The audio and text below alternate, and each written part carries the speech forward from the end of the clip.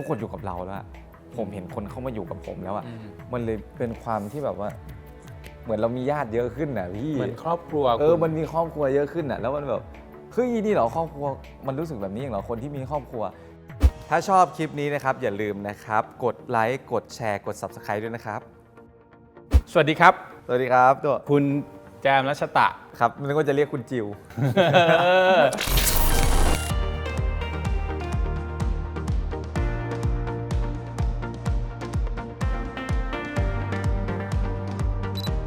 ไม่เหมือนเดิมแล้วอ่ะการมาเจอกันครั้งนี้เปลี่ยนไปหรอไม่เหมือนเดิมนี่คือตกใจจำผมได้ไหมครับผมเป็นไงผมชื่ออะไรพี่เต้เต้เนี่ยถ้าถามผมนี้ผมก็จะจำไม่ได้ละพี่โตโต้โอ้โหทำไมผมจำไม่ได้เพิ่งจะได้คิวแจมอ่ะคิวทองมากเลยตอนนี้มันเป็นเพราะรายการครับเพราะรายการอะไรเทปวันบันเทิงทอล์กมันทำให้คนรู้จักผมมากขึ้นในรายการวันที่เขาได้รู้เรื่องราวในชีวิตผมเขาได้รู้เส้นทางในชีวิตว่าผมผ่านอะไรมาบ้างเข้าใจแล้วเขาไม่อยากให้เราเจ็บเขาไม่อยากให้เราเจ็บว่าแบบไม่มีเหมือนคนอื่นนะฮะอะไรอย่างเงี้ยเขาจะไม่ร้องนะไม่เป็นไรนั่นแหละเขาพยายามทำไมไม่ให้เราขาดสักอย่างครับคนอย่างฉันถูกโยนทิ้งขว้างเขาได้มาเห็นตัวตนจริงๆของเราอ่ะทั้งที่เขาไม่เคยเห็นมาก่อนเลยมันเลยเป็นอีกหนึ่งจุดที่ทำให้ผมมีงานเยอะขึ้นนะคลิปนั้นก็เลยกลายเป็นแบบในวันบันเทิงทอล์กของเราคุณรู้ไหมมันยอดวิวใน YouTube เยอะที่สุดตั้งแต่ผมทำรายการมา2 ปีกว่าของคุณอ่ะ1 ล้านวิวอ่ะนึกว่ารวมเฉพาะปีนี้ไม่ใช่ใช่ไหมตั้งแต่2 ปีที่แล้วคือยังไม่เคยมีคลิปไหนเลยไม่เคยมีคลิปไหนที่มันได้ล้านวิวแล้วผมต้องบอกว่ามันเป็นเพราะคุณไม่ได้เป็นเพราะรายการคุณทำให้รายการผมและตัวผมเป็นที่รู้จักมากขึ้นขอบคุณครับเราช่วยกันครับเราช่วยกันขอบคุณครับเอาพี่มองก่อนนะพี่มองว่าออร่าเปลี่ยนไปว่ะแจมคุณเดินเข้ามาผมรู้สึกว่ามันไม่เหมือนวันแรกที่เราคุยกันคุณรู้สึกว่าคุณมีอะไรเปลี่ยนแปลงไปบ้าง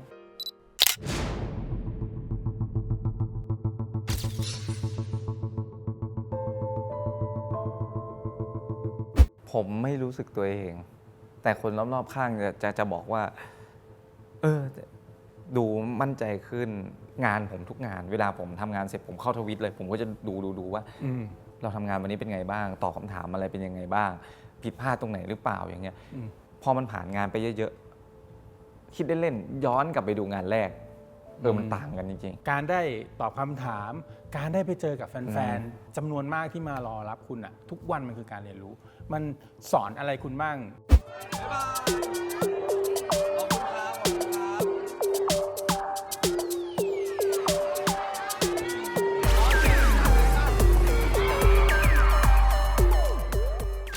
มันสอนวิธีการใช้ชีวิตในสังคมพี่หลักๆเลยคือเราเป็นนักแสดงอ่ะมันคือคนของสาธารณะจะทำอะไรสักอย่างหนึ่งมันต้องคิดดีๆแล้วไต่ตรองดีๆว่าทำไปแล้วมันจะเกิดอะไรขึ้นกับคนอื่นนะไม่ใช่กับเรานะแต่ก่อนเราไม่เคยคิดแบบนี้แต่ก่อนเราจะคิดเป็นมุมมองว่าเราทำอย่างนี้ไปเราจะได้อะไรกลับมามันอาจจะดูกึ่งเป็นคนเห็นแก่ตัวแต่มันไม่ใช่มันคือธรรมชาติของมนุษย์ที่ต่อสู้ดิ้นรนมาเองแต่ณวันนี้มีแฟนคลับมีทุกคนที่มองคุณอยู่มันต้องรับผิดชอบมากขึ้นมันมีอยู่คำหนึ่งพี่เคยมีผู้ใหญ่เคยพูดว่าที่คุณไม่คิดจะให้เพราะคุณยังได้รับไม่เต็มที่คุณเลยไม่ให้ใครแต่ในมุมของเรารู้สึกว่าเราให้แล้วนะแต่ไม่เส้นลึกๆเราไม่ให้เราอยากได้แต่พอเราเรียนรู้อะไรไปเยอะๆแล้วเราได้แฟนคลับเขาสนับสนุนเราตลอดเราได้มาเยอะมากเลยว่ะต้องเปลี่ยนใหม่ละเปลี่ยนไมซ์เซ็ตใหม่เราให้เขาเวลาผมจะไปทำงานตอนเช้าผมจะตั้งไว้ก่อนเลยว่าผมอยากไปร้องเพลงให้เขาฟังผมอยากไปยิ้มให้เขาดูผมอยากเดินไปแล้วให้เขามีความสุขกับการได้เห็นหน้าเราแค่เดินเข้าไปจับมือบางคนน่ะเขาอาจจะเห็นเราแค่ครั้งเดียวในชีวิตนะพี่ที่มาจากต่างจังหวัดแล้วก็มาแค่วันเดียวแล้วกลับไปเลยเขาเสียเงินเสียทองตั้งเยอะเราแค่เดินเข้าไปจับมือเขาดีใจโมเมนต์ตรงนั้นอาจจะอยู่ไปทั้งชีวิตเขาก็ได้ไม่เคย ได้รับสิ่งนี้มาก่อนอะข้ามคืนกลายเป็นคนที่มีคนรักแบบทั่วประเทศลามไปถึงต่างประเทศ คุณตื่นมาอีกวันหนึ่งมันเปลี่ยนชีวิตคุณไปเลยอะ แต่ก่อนเราใช้ชีวิตคนเดียว ผมเข้ามาผมมาอยู่กับอาแต่อาทำงานเสร็จมันคนละเวลากัน เราก็เหมือนอยู่คนเดียวตลอด ตื่นเช้ามาอาไปทำงานแล้วผมก็ไปทำงาน ใช้ชีวิตอยู่คนเดียวผมเจอวินมอเตอร์ไซค์เยอะกว่าอาด้วย แล้ววันหนึ่งอ่ะพอ เรารู้สึกว่าเฮ้ยเราไม่ได้อยู่คนเดียวแล้วอะเหมือนเรามีญาติเยอะขึ้นน่ะพี่ เหมือนครอบครัว มันมีครอบครัวเยอะขึ้นน่ะแล้วมันแบบเฮ้ยนี่เหรอครอบครัวมันรู้สึกแบบนี้เองเหรอคนที่มีครอบครัว ซึ่งเราไม่เคยได้รับตรงนั้นมาก่อน เพราะว่าตั้งแต่ปู่เสียไปผมไม่เคยนั่งกินข้าวกับครอบครัวเลย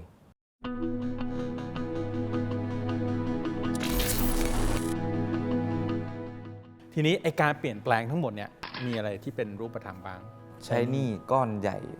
ของย่าที่สมัยเราเรียนนะครับซึ่งมันสะสมมาทุกปีต้องมาเสียดอกเบี้ย ตอนนี้มันปลดได้แล้ว ครั้งเดียวเล พอย จะบอกได้ไหมว่าหลัก เกือบแสน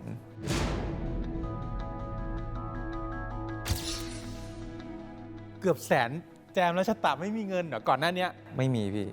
ตอนนั้นอะเครียดหนักมาก เพราะว่าเราจะขายอะไรดี ถ้าเงินหมด ขายอะไรไปบ้าง ขายแว่นตากันแดด ขายรองเท้าสตาร์ท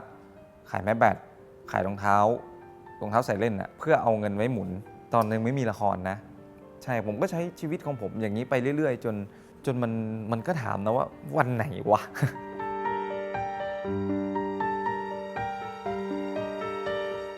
เวลาเขาไปประกวดอะไรมาเนี่ยแม่แจมได้ที่ 1แล้วนะอย่างเงี้ยเขาพูดนะ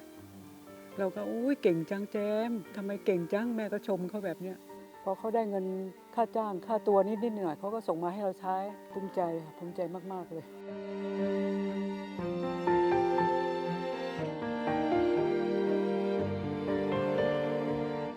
ตอนนั้นที่แม่ไปเขากำลังถ่ายคุณชาย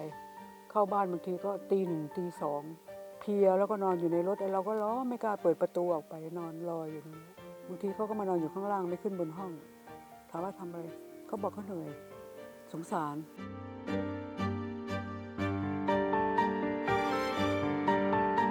กว่าจะได้เงินอะไรเงี้ยเขาบอกแม่ถ้าแจมมีตังค์นะรื้อออกหมดเลยบ้านเนี่ยทำใหม่บอกไม่แม่ไม่รื้อเพราะว่าปู่ปลูกไว้ให้เราแล้วถ้าแจมอยากทำก็มาต่อเติมก็แล้วกันแจมจะต่อตรงไหนแจมทำเลยก็เลยบอกเขาแบบ เดี๋ยวแม่ก็ตายแล้วบอกแบบนี้นะ แม่จะรีบตายไปไหนดูหลานก่อนหลานกำลังดังเขาว่าบอกแม่จะอยู่ถึง100 ปีอะไรเขาก็พูดไปแบบเนี้ย เราจำได้ว่าคุณเคยตั้งมั่นเอาไว้ว่าคุณอยากจะสร้างบ้าน เป็น ให้กับคุณ รีโนเวทบ้าน รีโนเวท รีโนเวทบ้านให้ย่า เพราะว่าจริงๆก็อยากทำใหม่แหละ แต่ย่าไม่ยอม ย่าบอกว่ามันเป็นบ้านปู่ทำไว้ เขาอย่าไปรื้ออย่าไปอะไร ไม่อยากให้รื้อ แล้วที่สำคัญเลยก็คือคุณเป็นคนที่กตัญญูด้วย ตรงนี้มัน ครับความกตัญญูมันไม่ใช่แค่เรากลับไปตอบแทนเขาครับ มันคือการที่เราเชื่อฟังสิ่งที่เขาสอนมาตั้งแต่ต้นอยู่แล้ว ผมเป็นคนที่ฟังย่าฟังปู่สอนทุกวัน ปู่ก็จะชอบพูดว่า วันไหนที่ปู่ตายไป เดี๋ยวจะย้อนกลับมาจำคำพูดของปู่ในวันนี้ ใช่สิ่งที่เขาพูดมาทุกอย่างมันคือการใช้ชีวิตหมดเลยอะเราต้องมีสติเขาพูดทุกวันเลยจนเราได้มาทำงาน ใช่เราต้องมีสติกับคนรอบๆข้างเราต้องมีสติกับตัวเอง สติไม่ใช่แปลว่าสมาธิอย่างเดียวอะจริงๆมันมีอะไรที่ผมอยากทำอีกเยอะอยากทำอีกเยอะมากอยากในความฝันลึกๆนะอยากซื้อรถให้เลยซื้อรถให้เผื่อแกป่วยอย่างเงี้ยพี่ได้พาไปโรงพยาบาลไปอะไรแต่ว่าเราก็ยังไม่พร้อมขนาดนั้นเราไม่รู้ว่าเขาจะอยู่กับเราอีกกี่ปีพี่เขาแก่ขึ้นทุกปีเรายังไม่นับเวลาตายเราหรอกเรานับเวลาการเติบโตเราแต่เขาอะเริ่มนับถอยหลังแล้วไง แล้วให้อะไรเป็นความสุขกับตัวเองบ้าง อันนี้ดีคำถามนี้ผมชอบ ทีแรกผมคิดว่าการซื้อของให้ตัวเองอะคือความสุขการไปเที่ยวคือความสุขไม่ใช่เว้ยพี่สำหรับผมไม่ใช่ ผมมีความสุขกับการไปทำงานผมไปร้องเพลงอีเวนต์อะผมโคตรมีความสุขเลยเวลาผมร้องเพลงไม่มีความสุขเว้ยมันสนุกกับตรงนั้นมากแล้วผมเอนจอยกับตรงนี้ผมรู้สึกว่าผมกลับบ้านไปผมนอนหลับสบายอะมันไม่เหมือนเวลาผมไปเที่ยวผมไปซื้อของผมกลับมาผมนั่งคิดอะโห แม่งเงินว่ะ อืม เงินไปแล้วว่ะ อืม ซื้อของมาสมมติไปซื้อโทรศัพท์มาเครื่องนึงเนี้ยโอ้โหเดี๋ยวมันก็พังแล้วอะแต่โมเมนต์ตรงที่อยู่บนเวทีมันไม่เคยพังนะมันอยู่กับเราตลอดเลยพี่ อะไรเป็นสิ่งที่คุณชอบทำนอกเหนือจากงานแสดง โอ้ไม่มีคนเคยถามคำถามแบบนี้เขาจะแค่จะบอกว่าอ๋อเห็นผมทำนั่นทำนี่แล้วก็อ๋อคุณชอบนี่ชอบนั่นใช่ไหมจริง ๆ เลยนะ ผมเป็นคนที่ชอบบิ๊กไบค์ หืม จริงชอบมากชอบแบบ ถ้าให้เทียบรถยนต์กับมอเตอร์ไซค์ผมชอบมอเตอร์ไซค์มากกว่าอีก ผู้จัดการก็ด่าไปขับแต่มอเตอร์ไซค์อะไรอย่างเงี้ยขับทำไมขับรถยนต์ อันตราย อันตรายรู้ว่าอันตรายแต่แค่มานั่งดูมันก็มีความสุขพี่ แล้วตั้งใจจะซื้อไหมเนี่ยบิ๊กไบค์เนี่ย ถ้าเงินเหลือในอนาคตนะ มีทุกอย่างครบหมดแล้วอะก็คงซื้อไว้จอดไว้บ้าน ซื้อไว้ก็ต้องขั ขับในหมู่บ้าน มันขับในหมู่บ้านเนี่ยบิดนิดเดียวก็ถึงปักซอยแล้ว ย้อนกลับไปตอนเด็กๆกับปู่กับพ่อชอบขับรถคันใหญ่ๆตำรวจไง อืม ใช่ผมก็หัดมาจากรถแบบนั้น รถ 150 ซีซี มันก็เลยชอบรถสปอร์ตมาตั้งแต่ตอนเด็ก มีความสุขที่ได้เป็นแบบที่ไอดอลของคุณเป็น ใช่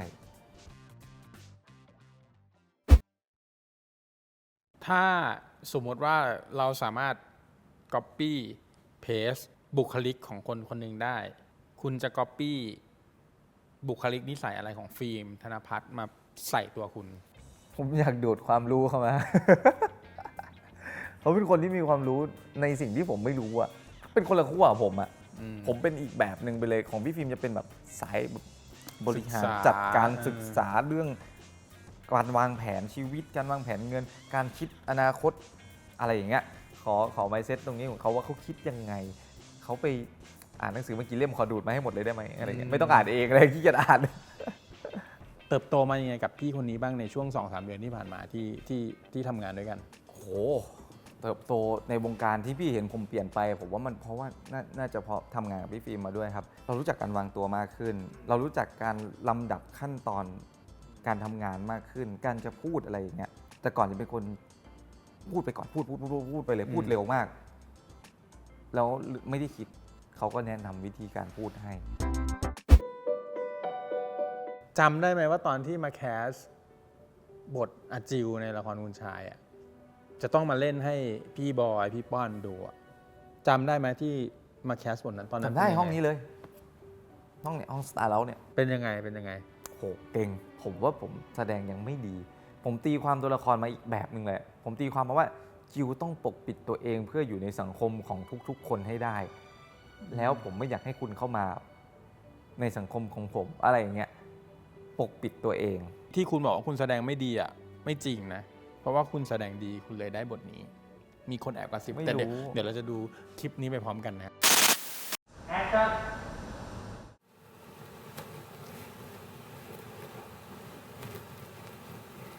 ขอบคุณอีกครั้งนะครับ ที่พาน้องผมมาส่ง เรื่องแค่นี้เอง จริงๆ ผมผ่านมาแถวนี้บ่อย แต่ไม่เคยเข้ามาในตรอกนี้เลย ไม่อย่างนั้นเราคงได้รู้จักกันนานแล้วนะครับ ต่อไปคุณจะมาที่นี่อีกเลย ทำไมล่ะครับ โลกของผมมันก็เหมือนตอกนี่แหละ คุณแค่เดินผ่านมา แล้วก็เดินผ่านไป ไม่ควรเอาตัวมาเกือกกลัว ชีวิตคุณมีค่ามากนะ คุณรู้ไหมว่าพวกบ่าวไพ่มันพูดถึงคุณว่ายังไง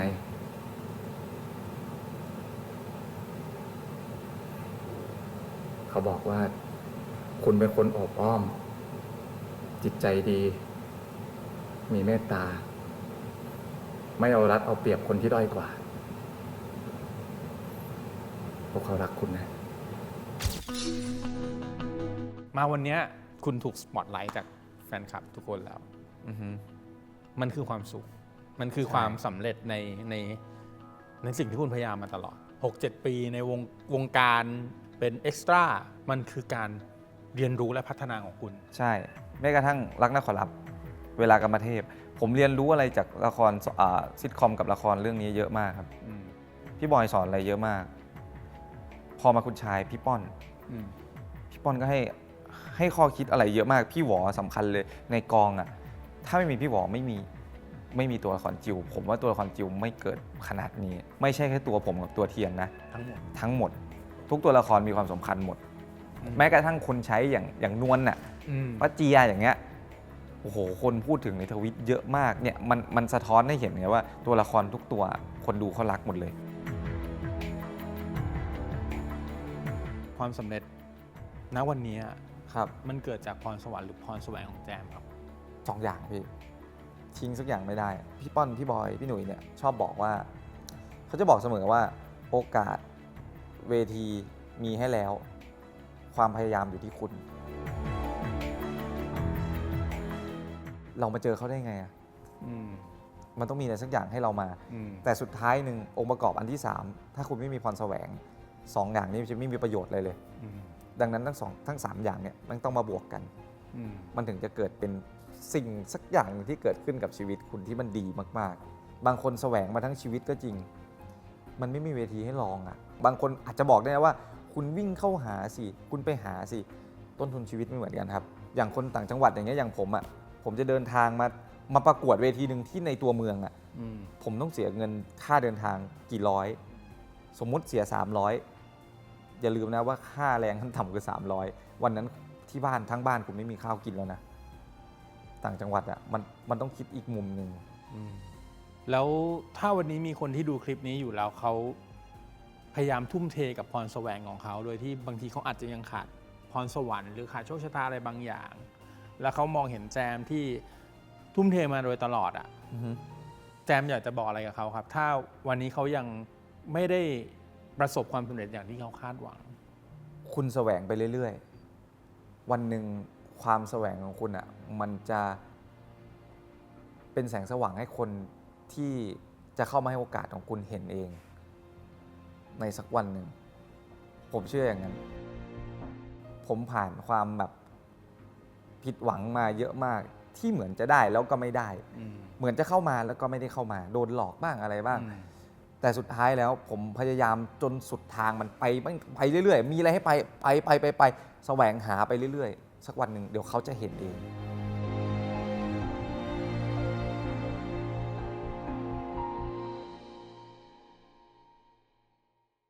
ชีวิตของแจมเป็นไงบ้างตอนวัยรุ่น เอาตั้งแต่ตอนเด็กนะครับตอนที่ไปเข้าโรงเรียนแรกๆคือผมอะไปเข้าโรงเรียนวัดแล้วก็โดนเพื่อนแกล้งอะไรเงี้ยคือด้วยความว่าคนอีสานอะเวลาพูดกลางอะจะกลายเป็นโดนบูลลี่ดิ อ๋อเหรอ ใช่มันจะแบบว่าโอ้แบบคนไทยอะแบบเว้าไทยอะไรอย่างเงี้ยพูดไทย แจมพูดก บ้า ลาน ง ผมพูดกลางกัน อ๋อ แล้วผมก็พูดอีสานไม่ได้ตอนแรกอะ อ่า ก็ขึ้นมาประมาณป .1 โรงเรียนวัดยาไม่ให้ไปเรียนเพราะโดนบูลลี่นะใช่ผมก็ไม่ไปผมกลับบ้านแอบกลับ โด บ้าน บูลลี่เพราะพูดภาษากลาง เด็กก็จะแบ เด็ บ กๆ โอ้ยว่าวกลางเนี่ยว่าวอีสานมาเป็นแล้วมันก็จะพูดอีสานกัน แล้วผมก็จะฟังไม่รู้เรื่องเหมือนมันด่าผมอะผมหลอกผมก็เลยต้องหาวิธีการที่แบบ ต้องไปหาพาร์ทเนอร์สักคนหนึ่งหาบัดดี้ทำยังไง เฮ้ยคำนี้แปลว่าอะไรอีหยังอะอีหยังแปลว่าอะไรอีหยังมันก็อีหยังหมายถึงแบบอะไรอะอะไรหมายถึงอีหยังอะไรอย่างเงี้ยมองล่ะมองเนี่ยเบิงผมก็จำไว้อ๋อเบิงอีหยังได้แล้วดูอะไรมองอะไรอย่างเงี้ยแล้ววันหนึ่งก็ไม่รู้ตัวกลืนไปกับเขาเลย